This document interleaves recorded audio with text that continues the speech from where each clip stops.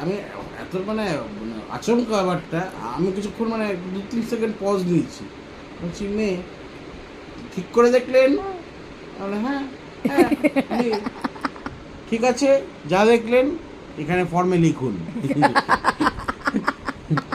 আচ্ছা, ঠিক আছে, আর ফর্মে এই লিখুন। মেয়েকে আজকে আমি কি করেছি, আজকে একে চান টান করিয়ে ক্রিম টিম মাখিয়েছি, এবারে চান করার পর একে দুধ খাওয়াই। দিদি বলেছে ব্রেকফাস্ট রেডি, একে দুধ না খাইয়ে ব্রেকফাস্ট খেতে চলে গেছি। আরে ছোট মা, তুমি অভুক্ত ছিলে। অবুক তো এসে দেখেছি এর পাশে দুধের বোতলে দুধ আছে। কথা বলতে পারে না তো, ওই জন্যই তো তারপরে অসুবিধা। তারপরে তো বললো যে আপনি এখানে একটা সাইন করুন, আর কি দেখেছেন ছেলের নামে সেটা লিখে দিন। লিখে দিলাম।